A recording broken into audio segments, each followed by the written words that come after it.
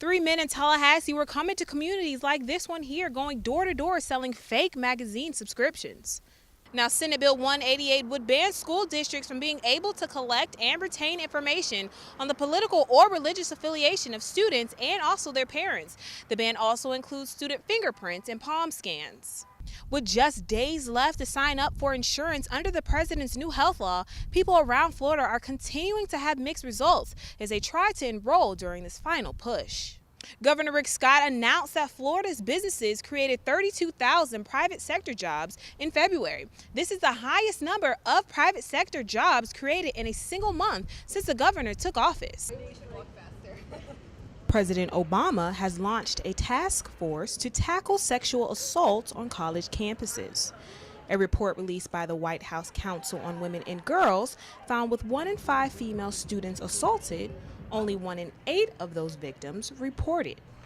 Ruth Devine, English student at Florida State University, is stunned by the low numbers. We have to love ourselves, and part of that is saying, you're not going to violate me, so I should report it.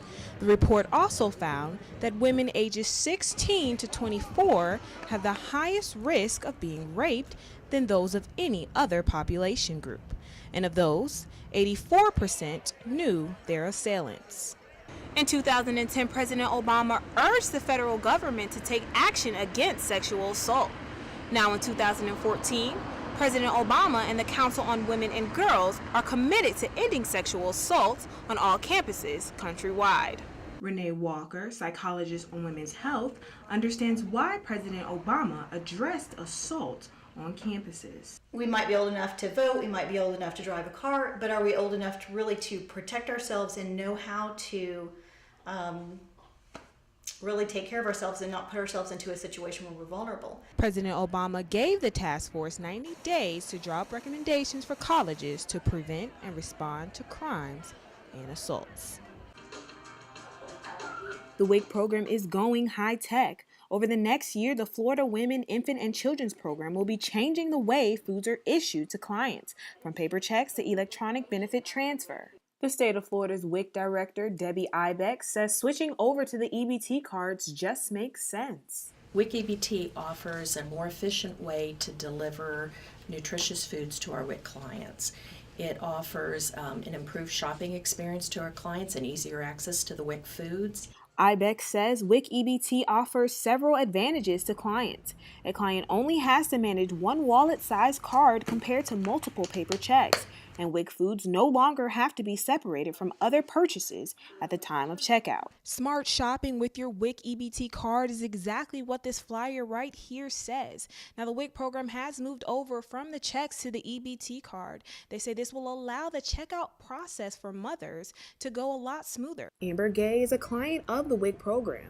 She says the EBT cards will provide mothers with a better shopping experience. Once I got to the checkout line and gave them my check, the machine didn't work, and it kind of made me feel a little embarrassed because they had to redo it over and over again. And I'm just happy that the parents now, that they don't have to go through the same thing I went through by using the card.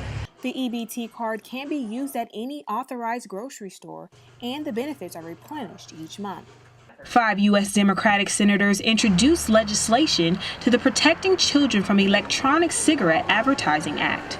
This act would prohibit the marketing of e-cigarettes to children and teens. Deborah Jones, a counselor for a smoking group at Bond Community Health Center, says she isn't surprised that e-cigarette advertising is targeting the youth. Tobacco companies know that when young people are exposed to nicotine and tobacco products before they're 18, they have a customer for life who's addicted. The Centers for Disease Control and Prevention found that the use of e-cigarettes by youth doubled between 2011 and 2012, as advertising more than doubled from 7.2 million to 20.8 million.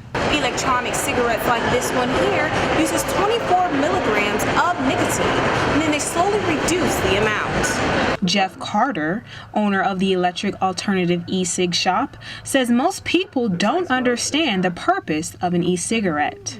I'm not trying to get people high on nicotine. It's just something that they can get the amount of nicotine and they don't crave smoking a cigarette. The Protecting Children from Electronic Cigarette Advertising Act would give the Federal Trade Commission the authority to determine what constitutes marketing e-cigs to children, and would allow the FTC to work with states' attorneys general to enforce the advertising ban.